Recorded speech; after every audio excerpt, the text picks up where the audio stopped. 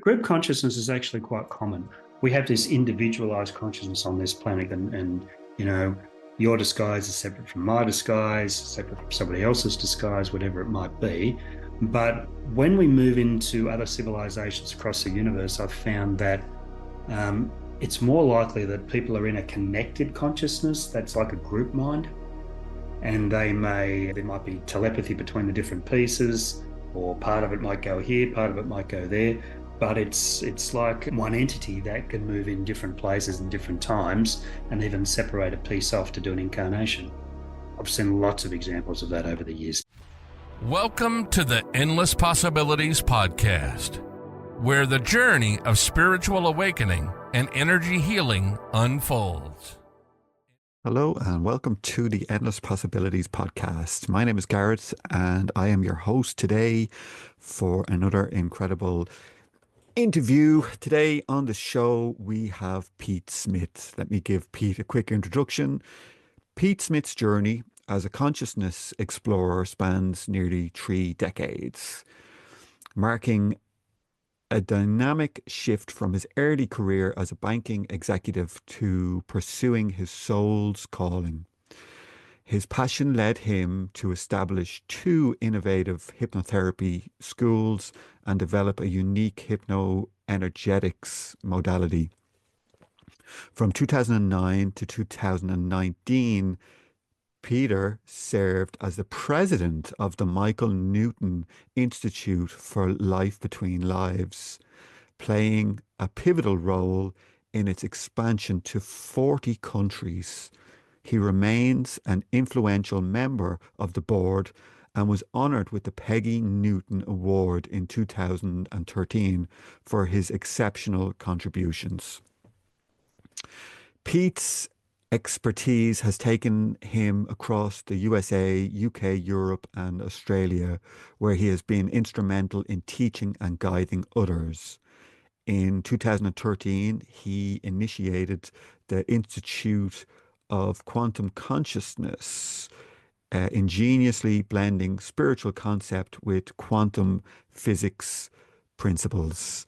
Under his guidance, a global network of facilitators emerged, dedicated to helping clients explore their methods and experience other dimensions and realities. Pete is the author of influential works including Hypno-Energetics, The 4 Dimensions, 2011, Quantum Consciousness, Journey Through Other Realms, 2018, and his debut novel, The Transcendence of Celeste Kelly, 2023, a culmination of his lifetime of consciousness research. His contributions extend to over a dozen forewords for books in the consciousness field, regular articles for key publications, and his role as renowned speaker, solidifying his position as a luminary in exploring human consciousness. Pete, welcome to the show. Thank you for being here. I'm very excited to be having this conversation with you today. It's great to be here, Gareth. Thank you so much for the invite. Yeah, thank you so much.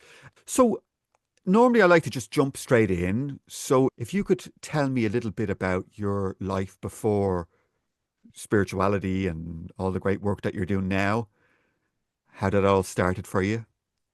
Well, I guess, Gareth, I'm an old reformed corporate guy.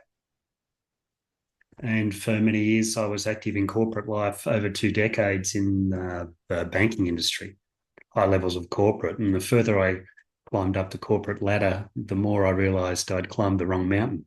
Mhm.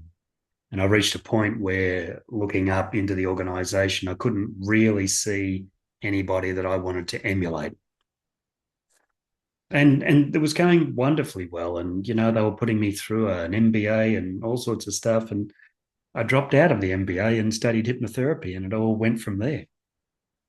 So for me, it was a better discovery of who I was, and understanding that I was not in my purpose and that I was really empty.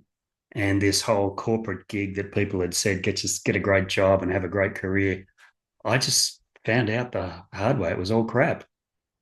And when something is calling you in a new direction, and something is, fueling you from inside, then you have to listen and follow it where it needs you to go. Seems to be a common thread with people's lives that I interview. I had a Spanish guy on 2 weeks ago, and the same, going up the corporate ladder, got all the promotions, but just wasn't happy, and his body started having it started developing illnesses and made him sick until he Yeah. took, okay, this isn't working, I have to go somewhere else. So Yeah.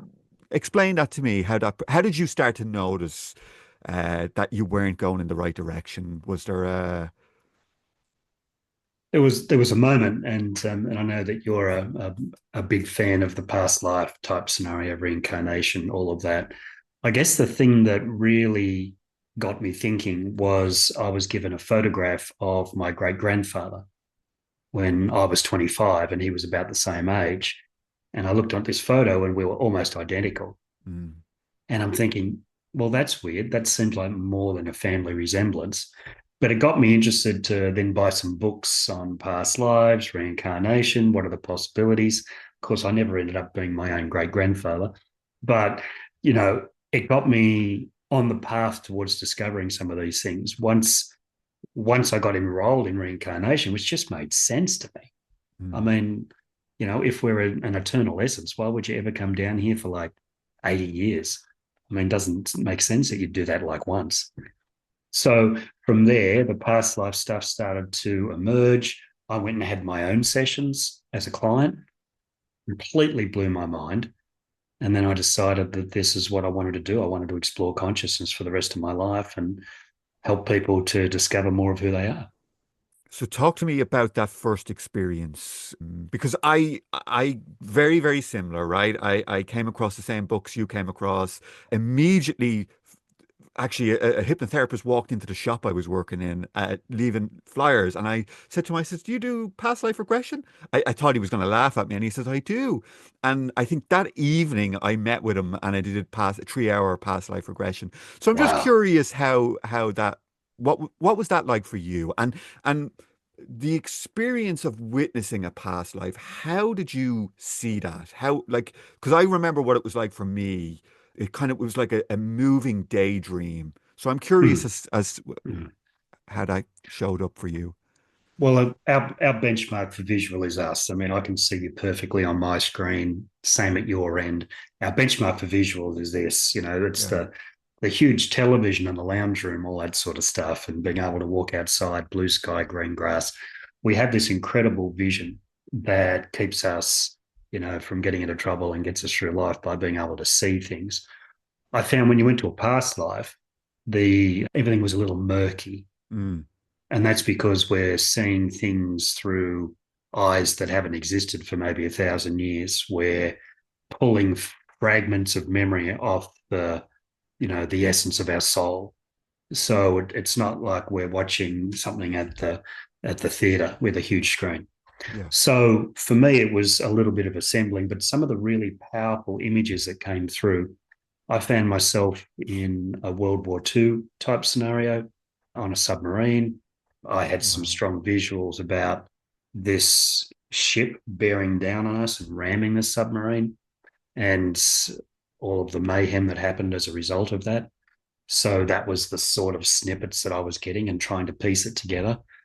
I got enough to be able to get like the number off the submarine. I went home and I Googled it and I found that that particular submarine was rammed by a ship in World Wow. War II and it was scuttled. And I remember these are in the old dial up days, long time ago, Gareth. And I guess a lot of the listeners wouldn't remember that. But when you were trying to download a photograph from the old dial up services for the internet, it'd go ka-chink, ka-chink, ka-chink, like line by line. Every line that came down, my jaw dropped another centimeter. And by the time I've got this picture in front of me, it's exactly what I saw in my vision for the past life. Now, I had no way of knowing any of that stuff. So for me, that proved reincarnation, not just for me, but for everybody. And I knew that I could set about working in this field of work with an element of confidence that this was no longer woo woo. Hello, I hope you are enjoying the show with Pete. This is just a quick request asking you for help. We want to get this show out to new audiences, and the best way for us to do that is to have you guys subscribe. When you subscribe, it goes towards pushing this show out to new audiences through the YouTube algorithm. So if you want to help us out, it doesn't cost you a penny, just hit subscribe. Thank you so much. Now back to the show with Pete. Mhm. Wow. Yeah. So tell me then what avenue did you go down to start doing the work that you're doing now? Well, initially, as I mentioned earlier, I dropped out of the corporate gig and university and all that. I studied hypnotherapy, just followed my heart, Gareth.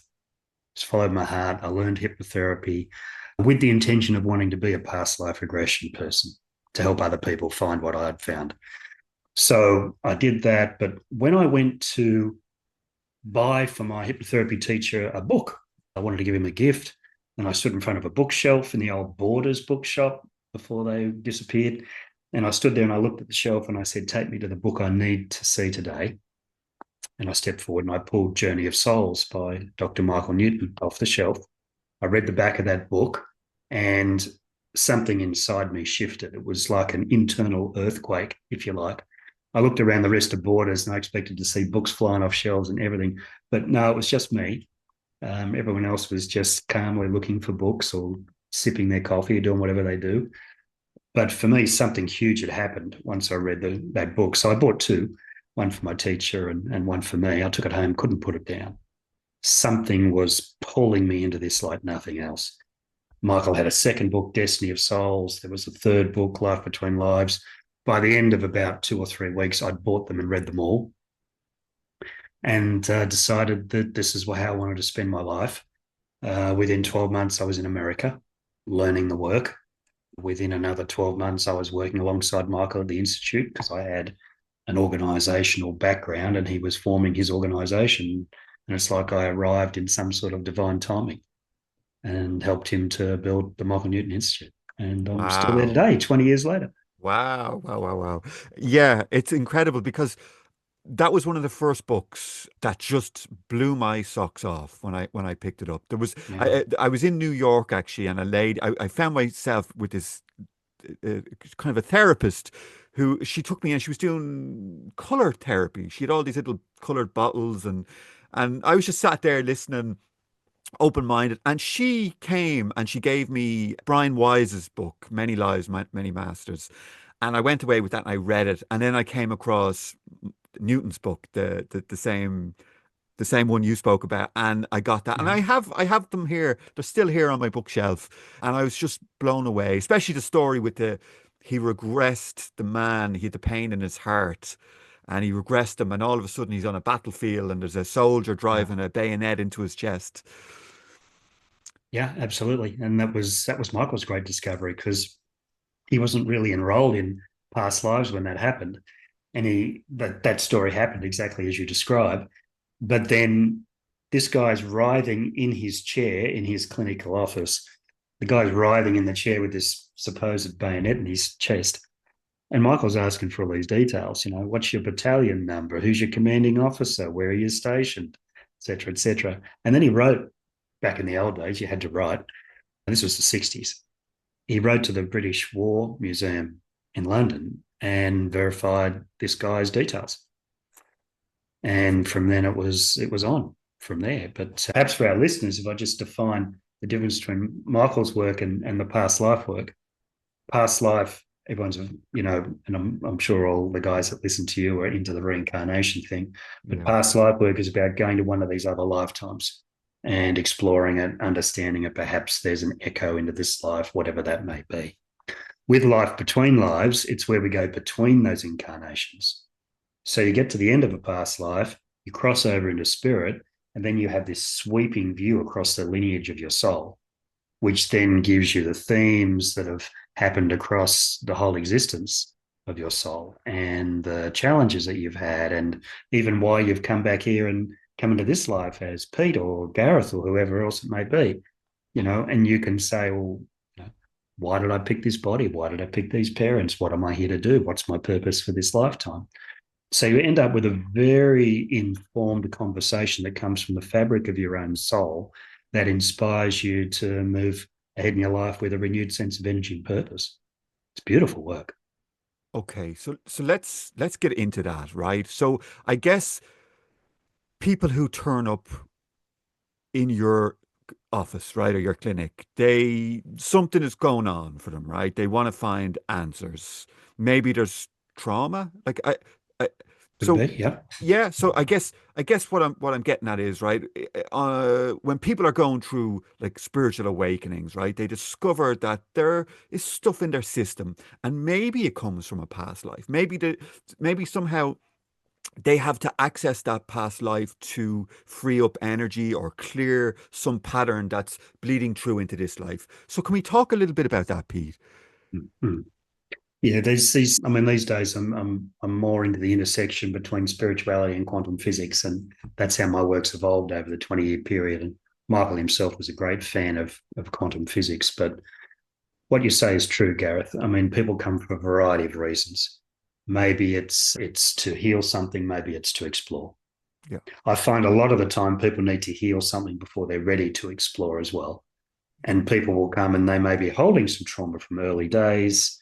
You know, it can be a trauma from being left at school on your first day and mum walks off. I mean, that can be enough for trauma. I Trauma was doesn't traumatized mean, by yeah, that. you and about 6 billion other people, I think. Yeah. But I mean, there's something about we're called to heal what's out of resonance. And sometimes there's healing. Then that healing, if you look, for example, say someone's got a sense of abandonment. Okay. And that could be the 5-year-old thing. It could be an echo from 5. But then you dig deeper and you might find that there's another lifetime where you've been abandoned. You were left by your tribe in the open desert or something, and you had all these feelings of abandonment that echo through the fabric of your soul and might even activate on that 5-year-old version of you that then has to start school that day. So sometimes there's an echo out of this life back into another life. By having the echo in this life, you can find the other one that you need to clear. Perhaps it's more than one past life. It might be a whole cluster. And we do work because we're in the in-between, in the life between lives work. We do clear like a number of lifetimes at once. But then you might go deeper and you might go into the in-between and you talk about the setup for this life. And you might get information along the lines of, well, you've had this sense of abandonment through many lifetimes. So we'll choose a life where you have an incident where it'll happen again as a small child. One day you'll go looking for that and you'll uncover the whole pattern and clear it from the lineage of your soul. And I've been having conversations like that with people for 20 years. And, you know, it's like we are multidimensional and we are transcendent beings pretending to be human. Okay, this is a disguise. And right now, my disguise is talking to your disguise. Yeah. And we're having a great conversation. Yeah, But absolutely. Absolutely.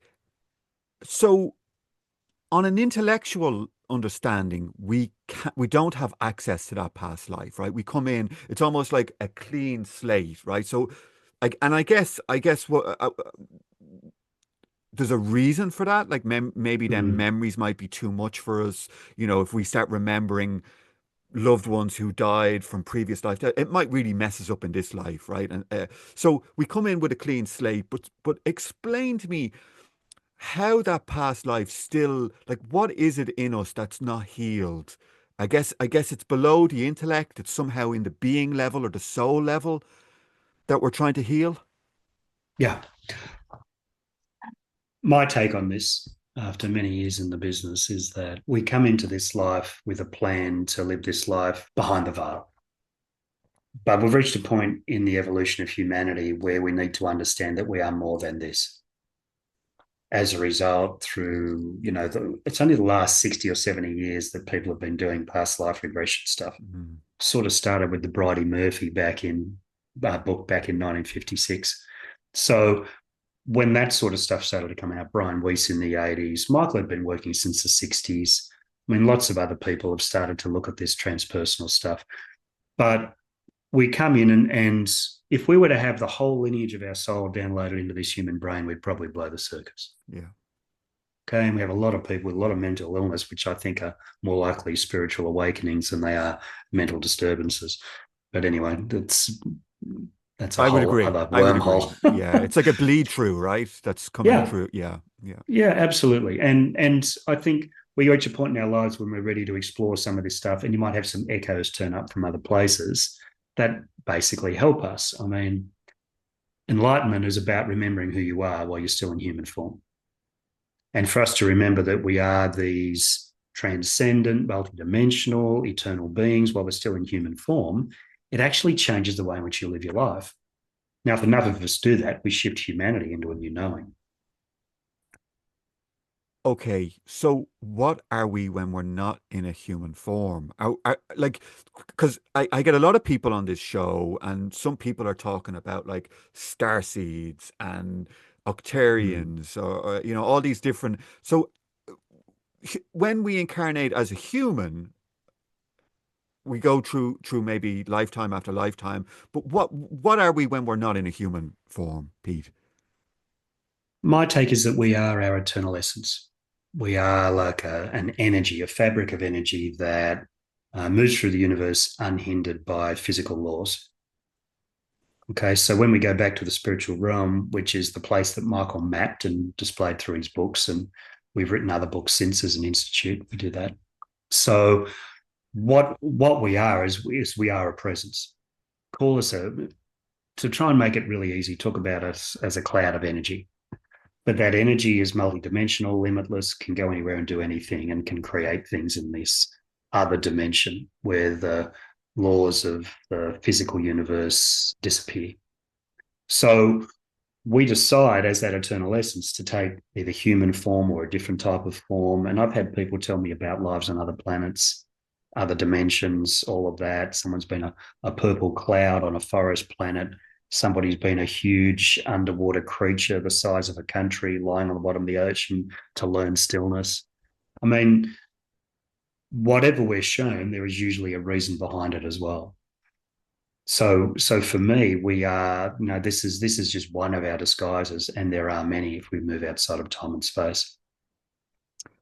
Okay, and an oversoul? Is that something? Can you actually? You just mentioned that he mapped out. Can we talk about that map and our relationship to that map, and it, oversoul? Does that come in? Like it's like a Yeah, people talk about the higher self, the oversoul. I yeah, mean, my take is that these are just models anyway that yeah, help us with understanding. As the saying goes, all models are wrong, but some are useful.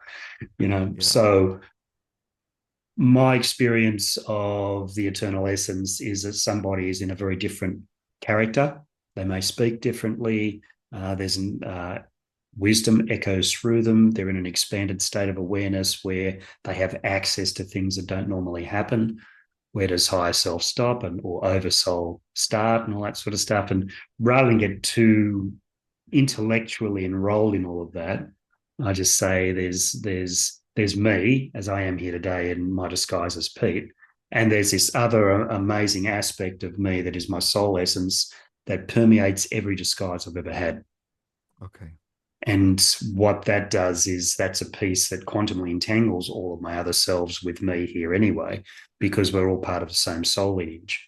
So I can access all of those other things because my soul essence is present in all those other places as well. So I mean, if you start to talk about quantum physics, you talk about quantum entanglement, or sometimes spiritual entanglement, as I rechristen it, because our spirit is everywhere, and you can go everywhere where your spirit is to discover more about yourself or to heal things that need to be healed. I guess that would be like a parallel life that you're living s- at the same time as this life. Well, as some quantum physicists say, everything's happening at once. Okay, I think it was Einstein that said the only reason we have the present is to stop the past colliding with the future. So there's something in this whole time thing, because time doesn't really exist in linear form. It exists in this dimension that we're in for more of a learning structure. So we go through life and we learn as we go and we have that linear time. But I've had people tell me when they've finished one lifetime saying, well, I really wanted to see what it was like in the dark ages. So I'm going to reincarnate back in the 1200s or wherever it might be in my next life. And I'm thinking, how could that work? Well, I suppose if time doesn't exist, I suppose anything's possible. Okay. Okay, fascinating. Okay, so I have quite a bit of experience with past lives. So originally, when I read the Newton books, I went and I did a past life regression with a therapist, right? And he regressed me into 5 lives. Okay. I was very skeptical. I was open-minded, but very skeptical. And for me, they were sort of like hazy daydreams, right? I could definitely Yeah. get information. I could, he would ask me questions. I could, go and find dates, and he would ask me, what am I holding in my hand? And all that stuff came true. But I went away thinking, did I make it up? Was there, this was the critical part of me, right? Yeah. And Yeah. fast forward 15 years, I started going through a spiritual awakening. I had out of body experiences. I was shown my 3 previous lives where I would wake up in a lucid dream. And these were as real. I mean, I could literally pick things up off tables, open drawers, look at pictures on walls, all this kind of stuff. And not only was it just once, like maybe 2 nights later, I would end up back in the same place and I could explore. So I was shown my 3 previous lives, and they seemed like they were super real. Like, I mean, realer than real. And then I was also shown where I reside when I'm not in a body. So I found myself in this kind of like it felt very two-dimensional. It was more like an oil painting, and the beings there were very kind of like they were like little shapes with small heads, and they glided, and everything was communicated through telepathy. And the whole, they explained what it was, and the concept of time. 20 minutes there was a lifetime here. So me deciding to come back into a physical form, it was like, it's 20 minutes. Why wouldn't I go back into a body to have a human experience? Because it's only 20 minutes. And then when I came, I could see myself coming down the tunnel in, kind of a light tunnel back into a body. I kind of went, oh, I've fallen for it again. I have to go through learning to walk and talk and be a teenager and all that kind of stuff again. And I was like, oh no, it kind of well, it wasn't that I was tricked, but it was more like, if it seemed like a good idea at the time, and then when I was coming back in, it was like, oh no. um and then I also seen that I was shown a parallel life that I have as a 13-year-old Indian boy, who's psychic, and it's playing out at the same time. So it seems that there's a lot going on, Pete. Oh, absolutely. Absolutely, Gareth. I love how you had such detailed recall of those lifetimes. So I have to say that's quite rare. But Yeah. there's usually a bigger purpose behind it. And obviously it's informed the work that you do now. Well, yes, it definitely was. The 3 previous lives were very much aligned with my life now, and they explained a lot of the stuff. And actually, I wrote a book, and I spoke about the 3 previous lives and how they affected this life. Yeah. So they were important, and I think I did need to have that detail about them lives so I could put it in my book and talk Yeah. about it and stuff like that. So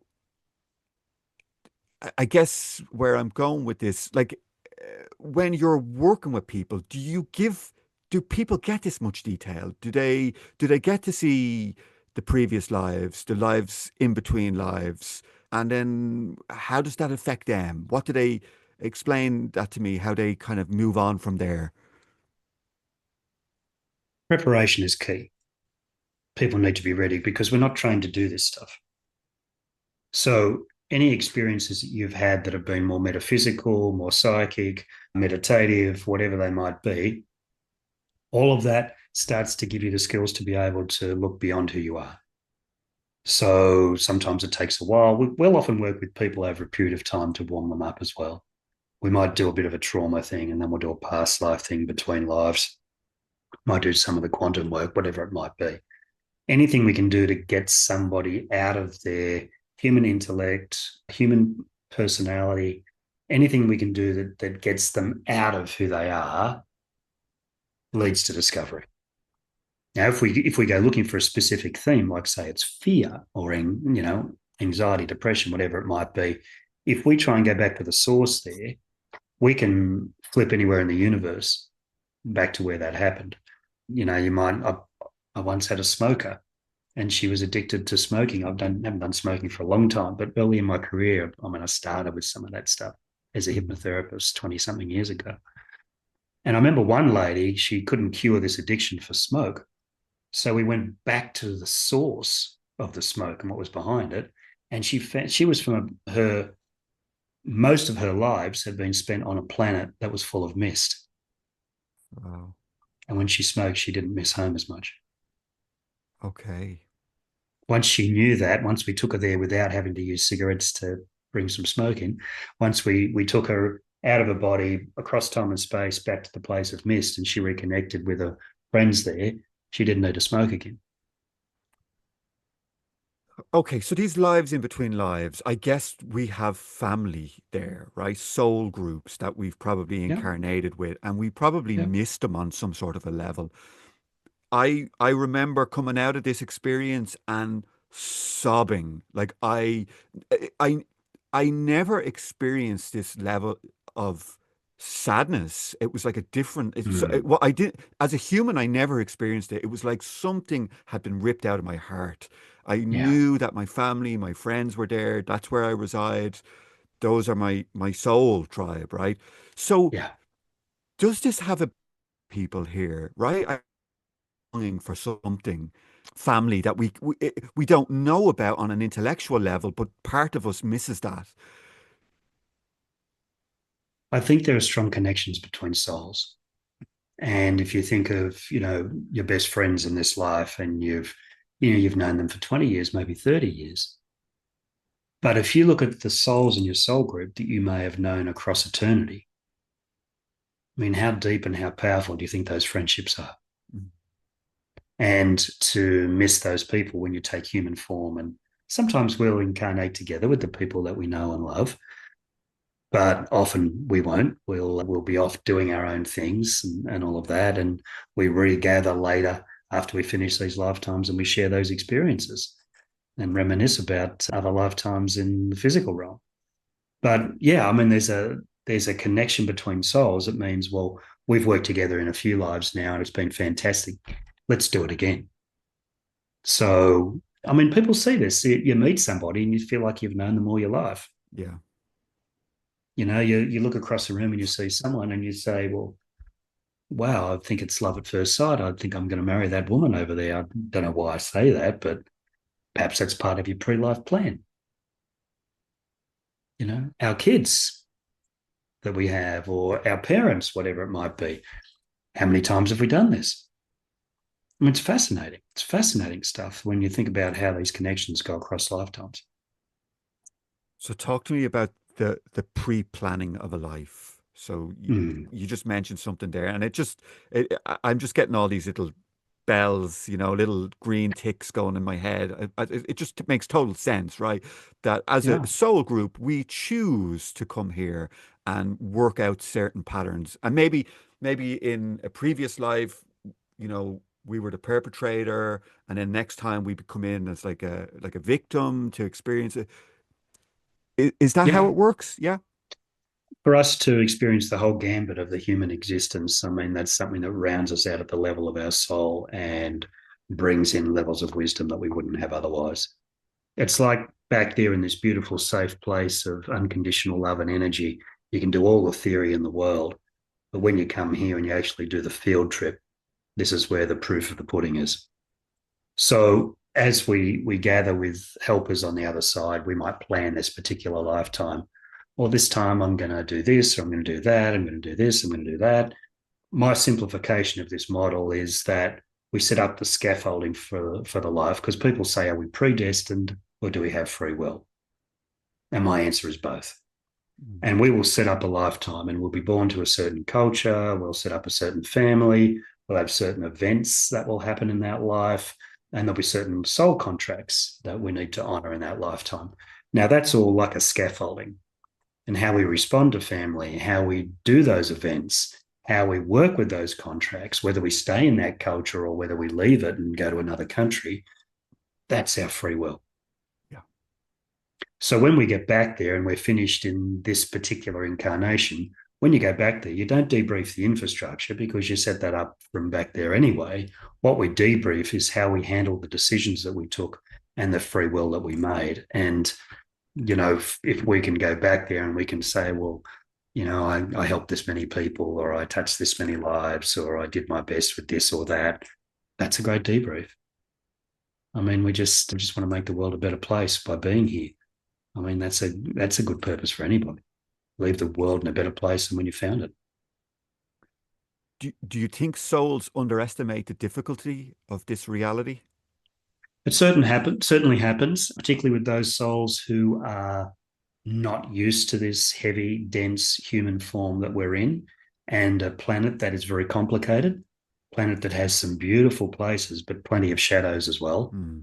So in order to negotiate that, we need courageous souls to incarnate here in the first place. I've seen an influx in this work, and we're seeing this a lot through the different types of work that I do. A lot of people incarnating here now, Gareth, have got some off-world lineage that they're drawing on. It's like they might be more familiar with other galaxies or other places in the universe. Might have been human before, maybe not a lot, but they've arrived here now because the experience of the lineage of their soul carries certain vibrational frequencies that are helpful to Earth right now. But some of these souls really struggle. You talked about star seeds, I think, earlier. Yeah. A lot of these people who are, we call them more traveler souls. So ones that are less familiar here often need more support while they're here. They might have a tendency towards depression and anxiety. Part of what we do in the quantum and universal consciousness work is we build a bridge back home so that they can feel more comfortable here. And that has become a great way in which those people can go on with what they're doing here, plus draw on the resources from home. Okay. So let me try and build a model, right? And you can correct me if I'm wrong, right? So I guess what we have is souls descending into our creation, right? We have, and if we have reincarnation, it means that there's probably old souls and newer souls that are coming in, right? Because it's always changing. The population is growing all the time. So we have beings that are coming in, maybe only done a couple of lifetimes, and then we have older souls, maybe ascended masters that have done it many, many times, and they're here to help. They figure it out, and their presence has an influence on the newer souls coming in, right?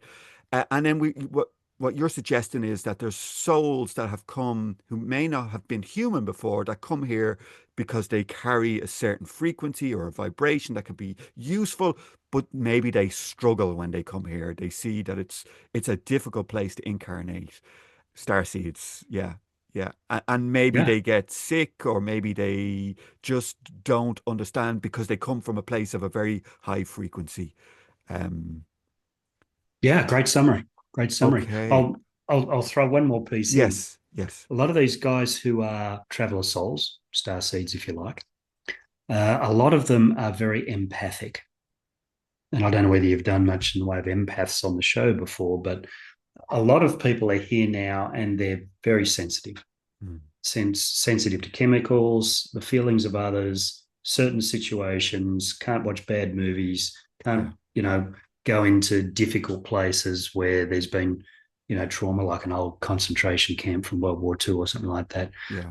And what they do is they pick up some of the energy of these places or these people, and because they don't know where their energy field ends and the world starts, they often hold that distress. So one of the things that we love to do is help those empaths. We take them back pre-birth and we install a different type of infrastructure for them where they can observe and not absorb. They know what's theirs and someone else's, and we give them the power of energetic discernment. Now, we put that in them pre-birth while they're still in the womb. We go back across time and space, take them out of their body, go back, build that for the small child, and rerun their life under that new infrastructure. And it desensitizes a lot of the traumas that they've experienced, and a lot of the energy that they've picked up disappears. So, I mean, there's a big crossover into the starseed groups and the empaths. Okay. So it sounds like you're almost rewriting a timeline for them. Like you're bringing them back, you're taking a piece out and putting in a new memory. Is that, would I be right in saying that? Depending on your Yeah. point of view, you could say that we're pre-desensitizing their traumas. In multiverse theory, you could say we're creating another timeline where they weren't traumatized as much and we're stepping them into it. You could say we're just using the laws of the universe to travel across time and space and repair something that needs to be repaired by, being people that don't have to conform to time and space. I mean, any of those definitions can be accurate depending on your viewpoint. Wow. And I've met a lot of people like this that just don't understand why they feel the way they do. They suffer Yeah, in cities, their place of work, they just don't fit in. that's it, Gareth. And the chances are is that the energy they're carrying and that they're feeling and they're experiencing may not have even been theirs in the first place. I've found some real tendencies with firstborns in family that are empath. Mum is doing the best she can, being pregnant. She hasn't had a baby before, so she doesn't know what's going on. Mm. And she might feel a bit nervous about that. The child picks it up if they're empath. So one of the things we do is we give them practice in the womb about, do you realize this isn't yours to take on? Well, I never realized. Wow. Okay, how do we set this up for life now? How do we set you free from this pattern that's starting before you're even born? Let's set you free and give you the life you truly deserve. Okay. Do you want to talk me through how like what a typical session would be, how that would Mm-hmm. work? So they go in, use hypnotherapy? Well, for the old life between lives stuff that I've been doing for a long time, I'll often do something along those lines. But everything changed for me about 10 years ago, Gareth, when, I had been a long-term hypnotherapist, had hypnotherapy schools, the whole lot. But I found that trying to get down into trance with some people was difficult if they've got some conscious interference, they've got some defense mechanisms, some safety pieces in place. I mean, and we all have some of those. It's Yeah. just how we survive life. But I found that when we could go up and out and we could expand the consciousness, still including the body, we could expand the consciousness out into the quantum field, we can go straight out there and get what we need rather than have to drill down through the subconscious, superconscious, and out that way because we go down to go out anyway. So I just started to go out. So for me, it's about setting it for a session, as you said, to describe a session. First thing I do is meet the person where they're at. And that's what we're teaching because I teach guys to do what I do as well. We get our guys to hold the knowing for people. That's a core aspect of our philosophy. When you hold the knowing for somebody, you don't see them as the human disguise. You see them as that multidimensional spiritual being who's here to have a human experience. And we know that you are so much more than the person that sits before us. Now, just me believing that about you and about anybody, and we quantumly entangle, it changes the way you see you. And we hold the space for somebody in that way. And perhaps for the first time in their life, somebody sees them for who they really are and not the human disguise that they've chosen for this lifetime. Now, once we do that and we start to expand somebody out, we can do certainly past life work. We can do the life between lives. We visit alternate realities. Sometimes we'll mine the multiverse into the future. What is the version of you always want to be? Let's select them out of the multiverse, bring them across time and space, and have a conversation with them and blend your energies together to make that version of you your self-fulfilling prophecy. So is that the higher mind or the higher self that you communicate with? Well, for me, multiverse is just a future version of us. I mean, I think the soul is informing every aspect of us as we continue. So if you do life between lives work, you may very much go into the full superconscious state, into that eternal essence. But there are so many different aspects of us across so many different components of our consciousness that the tools are almost limitless that we can work with. Wow. So soulmates, twin flames, that kind of thing, is that something you come across? Can you talk a little bit about that? Oh, My take of soulmates is that we have some souls that we're more comfortable with. Okay. Um, and we incarnate with them on a regular basis. There may be one in the soul group or maybe a couple that you're extremely close to. And that's, if you like, where some of those strengths of connections come from and that familiarity across lifetimes. So, yeah, they can be our favorite learning buddies, can be a romantic partner in this life, can be a supportive partner in this life, whatever else it might be, a business partner. I mean, all of that, there's just a rapport and a trust with that person that goes beyond what you feel in this human. Okay. Twin flames, I'm aware of that legend. I haven't had any cases of twin flames.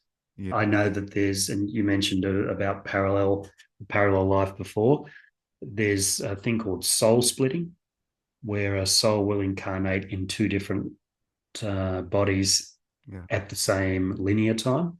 Yeah. And that will happen. I've had a couple of those cases over the years as well, the one you mentioned for you. And yeah, normally it's somebody based in another country that you've sort of split the resources to try and gain more information more quickly. I had one client, and I'll tell you the story because it might be helpful for your Yeah. own Absolutely. story. But I had a lady who we would often ask, how much energy did you bring into this lifetime? Because, if you look at our 100%, you might bring a smaller amount down here to be in this body. And they don't really have percentages back there, but it's more for illustrative purposes so that we can comprehend it and absorb it into our human minds. So we're often shown statistics or figures or numbers for that.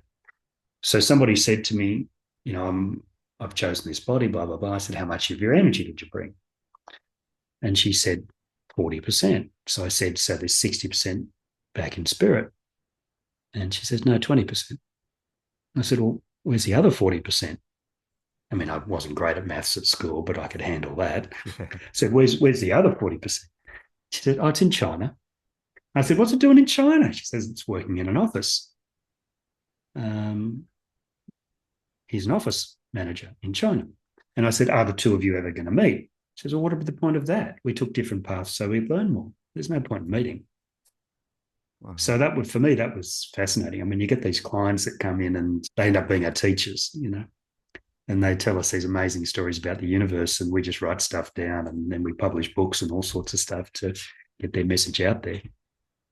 Yeah, I mean, it's incredible, right? I'll just briefly give you the experience that I was having. So Mm. I saw myself as a 13-year-old Indian boy who was in school and had a best friend, this girl. And the girl was a woman. And it told me that the girl, I knew her parallel life in this life, and she was a woman in her 60s who's part of my meditation group, and she lives in Denmark. And I was told that she was my best friend in India, and the two of us went to school together, and we both worked in a hardware store after school. And I would meet people out the back of the store and give them psychic readings. People would come and sit around me as a 13-year-old boy. And I found it fascinating. And I told her, I reached out, and she's like, what do I do with that? And I said, I don't know. I really don't know what you do with it. I don't know what I do with it. But I just kind of put it on the shelf of interesting, right? It never really had any impact on my life now. Yeah, so I guess like why was I shown? Why was I shown that? I'll have a punt. Yeah, Ready? go. Yeah. I think it might have been important for you to know that this isn't the first life in which you've had access to psychic gifts. Mm, It was important for you to know that you can host groups and you can get groups done, and you've done it before in other lifetimes. So you could well be drawing on experiences of those lives in this one as Gareth. yeah. So everything that's shown is shown for a reason. Even for you to tune into that boy and to understand that you and he are the same, you could technically say that you inherit his gifts and his thoughts, and you know what it's like to do psychic readings because you've watched him do them. The fact that you drew people to you, I think, is very important as well, because that's the sort of stuff you do. Mm, So the fact that you're doing what you do in this life tells me that you've been doing this for a long time. yeah. Yeah. So I Uh, think it was a really important vision for you to see that. okay. Okay. Yeah. Walk-ins. Is that something you've come across as well? I know people who have had walk-ins and have come across those in their practices. I've not had one. The theory behind walk-ins, of course, is there's a changeover in the soul contract. Yeah. Soul leaves, another one takes it up. I've seen one case of it happen in the womb where a soul left before the child was born and then somebody else came in. Whether it's possible halfway through a life, I mean, one of the things that Michael Newton informed us about was the amount of effort to integrate the immortal essence into a specific human body. Now, that takes time, and souls often come and go during pregnancy to, go back to spirit, get advice, or they travel out of the body and back in again. And they're spending a lot of time doing that integration over a period of time. My take is it would be really hard work for somebody to suddenly go and someone else step in and to be immediately integrated into that body. I'm open to it because I'm open to anything these days. But, I haven't had a walk in. I reckon there'd be some complexities that would be hard to be solved, but they could be. There's a guy, I can't remember his exact, Melchizedek, I think he calls himself, a guy with a ponytail, and do you Yeah, know the guy? Melchizedek. Yeah, Yeah, yeah, so yeah. he talks about in his teenage years that his original soul left and a new one came in. It was almost Okay. like they got the body ready and he wanted to come in to have that experience. So I had something like that happening a couple of years ago. I was meditating and I felt it was almost like a seatbelt, like the way a seatbelt would click in. It felt like something sat into me, and I went, "Oh, what was that?"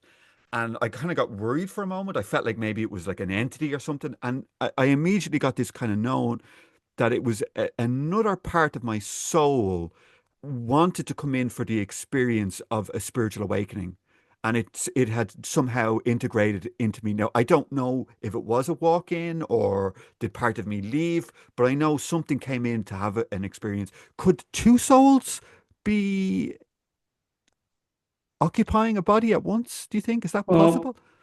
I reckon it'd get a bit crowded in there. Okay. But it'd be like the local pub on a Saturday night, I would think, sort of busy enough. But for me, I feel that there's only really one soul can occupy a Okay. body. I mean, in 20 something years, I haven't seen everything, of course, Yeah. and I'm always open to it. But my take would be, I'll offer you a couple of things. Yeah. My take would be is that usually there is one immortal essence with one body. If there was to be a handover of some nature from one soul to the next soul, there would have to be some real collaboration, and maybe even pre-life planning could cover some of that. That at some stage, okay, let's plan this life. There's the body. You have it for the first 15 years. After the car accident, I'll come in, etc., etc. So there could always be some collaboration around that type of thing as well. I find it's more common in society for entities to sort of hover around people rather than actually take them over. And they're, you Mm. know, in a lot of the cases, they're just lost souls anyway, trying to find their way home. And they'll latch onto people because they see them as a bright light, but there's a bigger light waiting for them.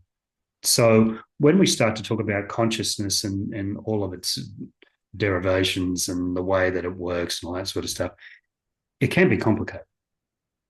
Can be. But the one thing I'll add that might be helpful for you is that I've often found someone has incarnated as a representative of a group consciousness. Okay, like I might say to somebody, why did you choose this body? Well, I chose this body for the experience and I'm sending information back to the others. What do you mean? Well, I'm part of a group consciousness.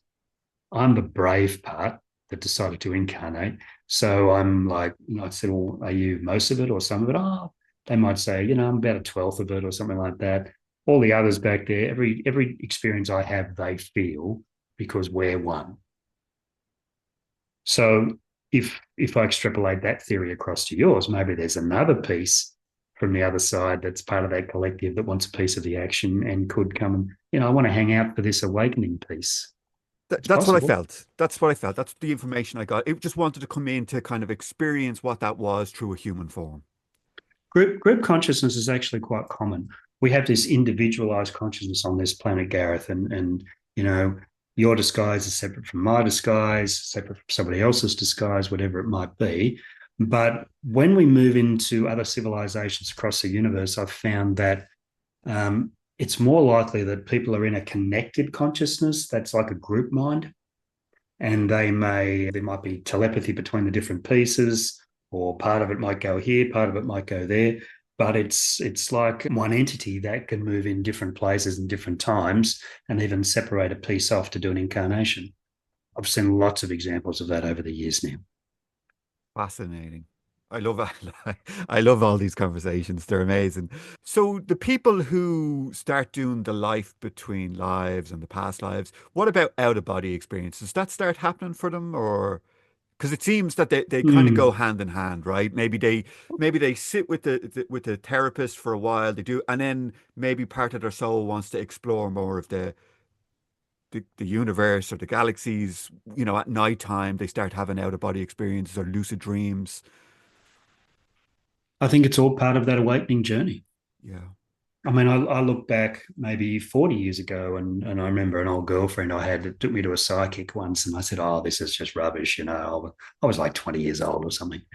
And I'd say, "Oh, what are you doing that for?" And then that psychic said something to me that she shouldn't have known. And that gave me the shock of my life. So gradually you get involved in this, and then you get involved in that. It's like a trail of breadcrumbs, Gareth, for me. People find the next piece and the next piece, and you sort of build on each piece. Every spiritual or metaphysical experience that you have leads you to the next one and leads you to the next one. It's like you follow that trail of breadcrumbs and you eventually find incredible things. And the further you get into it, the more it picks up speed. That's exactly how it was for me.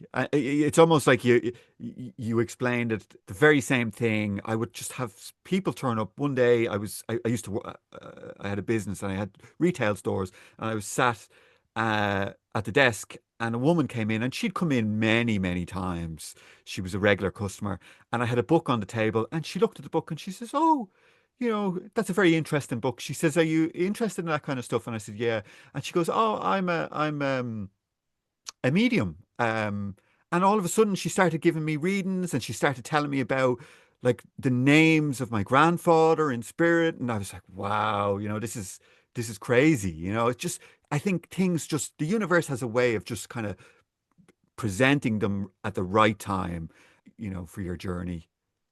Yeah, absolutely. I mean, it's like everything's this big tapestry, this multicolored, amazing tapestry that is the universe. And, we're part of that tapestry, and you pull a thread and something over here moves. And, you might be that thread that moves something else over here. So that day she was a thread that moved you, for example. Mm. I do believe timing. I don't believe in linear time, but I believe in divine timing. Yeah. I believe that which is meant to cross our paths will do so at exactly the right time, Yes, I agree. even though it doesn't feel like it often. You think, oh, how could that have possibly happened? And then 12 months later, you realize, now I understand why that had to happen. So that could happen. And now I'm here. So I think we're guided in the most beautiful way.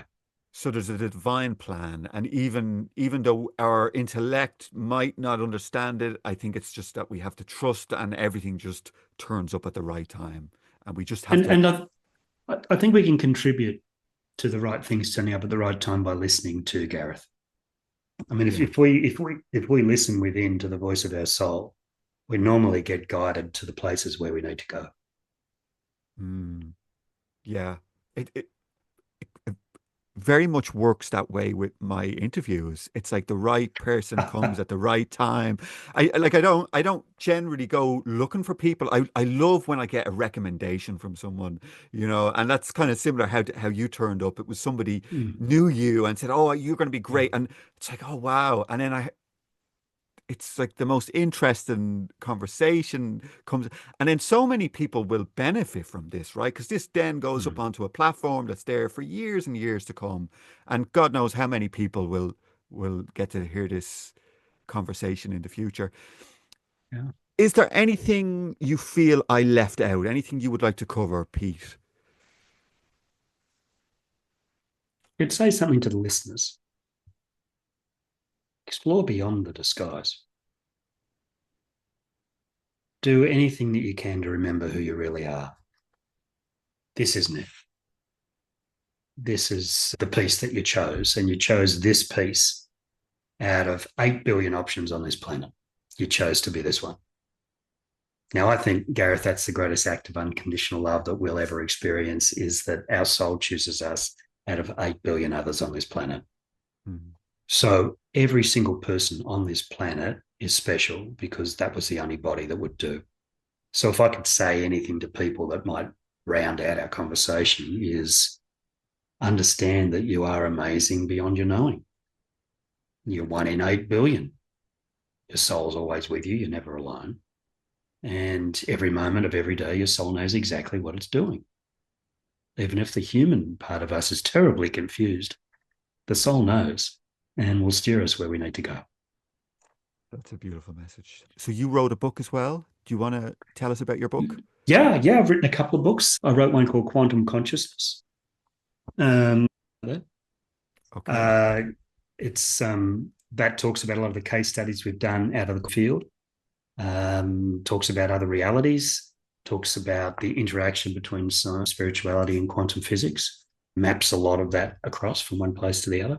I went to write the next book and it wouldn't come. So this is me listening, like I was talking about before.